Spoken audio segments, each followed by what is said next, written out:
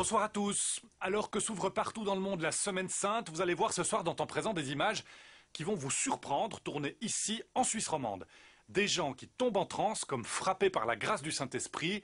Ces fidèles, et ils sont nombreux, croient au miracle et à la guérison immédiate d'essence divine. Cela peut vous faire rire ou vous troubler, mais ces cérémonies témoignent en tout cas d'une réalité. Alors que les églises traditionnelles comptent les sièges vides, des hangars, des cinémas sont pleins à craquer chaque dimanche. Ce mouvement en plein essor, ce sont les évangéliques, une branche fondamentaliste du protestantisme. Ils sont déjà plus de 250 000 en Suisse. Pourquoi consacrer un reportage à ces croyants-là en particulier? Après tout, chacun est libre de ses convictions, mais les évangéliques inquiètent également. Leur morale ultra-conservatrice, leur méthode proche du marketing importé des États-Unis, leur emprise sur les jeunes, tout cela a suscité la curiosité d'Isabelle Nussbaum et Béatrice Mort. Voici leur immersion au cœur des évangéliques.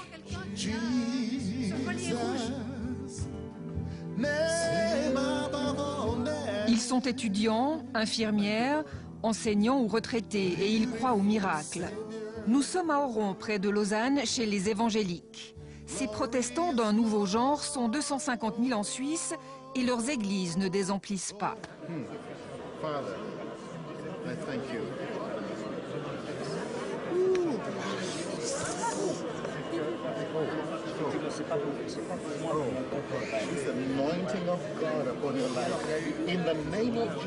Il y a des gens qui tombent par terre parce qu'ils sont visités par l'Esprit de Dieu.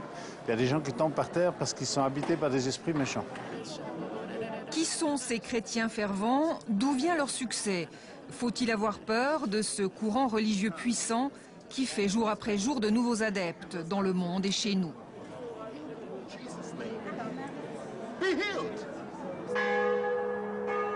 À l'heure où les églises traditionnelles se vident, nous sommes partis à la rencontre de cette foule de croyants sans chapelle ni clocher qui mettent Dieu et la Bible au centre de leur existence.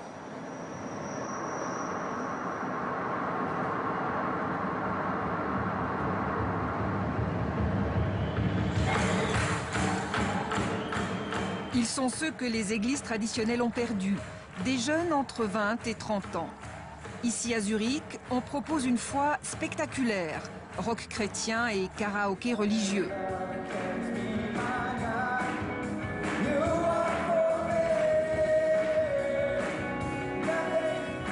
Tous les week-ends, l'église attire de grands rassemblements dans un hangar industriel transformé en salle de spectacle. Nous sommes chez ICF, International Christian Fellowship, la plus grande église évangélique de Suisse.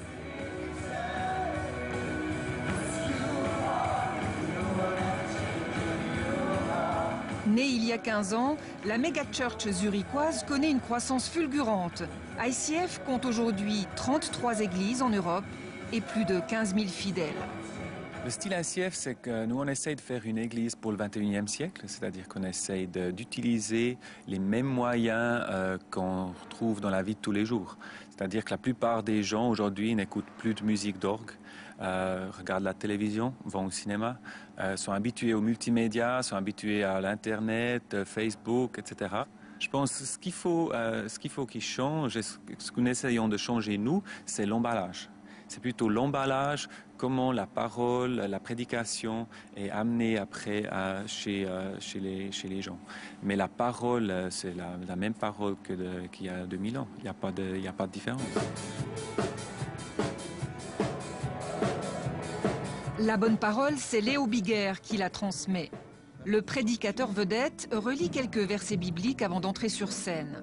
Un peu pop star, un peu pasteur, cet ancien imprimeur est devenu un leader évangélique adulé en Suisse allemande et il anime 4 cultes par dimanche.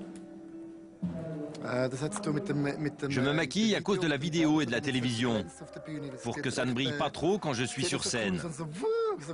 Ce ne serait pas cool si je brille trop, c'est donc technique. Et vous racontez la même chose 4 fois par jour? Plus ou moins. Une fois je parle en Hochdeutsch, une fois en anglais, puis en suisse allemand. Il y a quand même un peu de variation. Mais c'est fatigant de monter 4 fois sur scène? Bah oui, il faut avoir toute sa tête, bien sûr.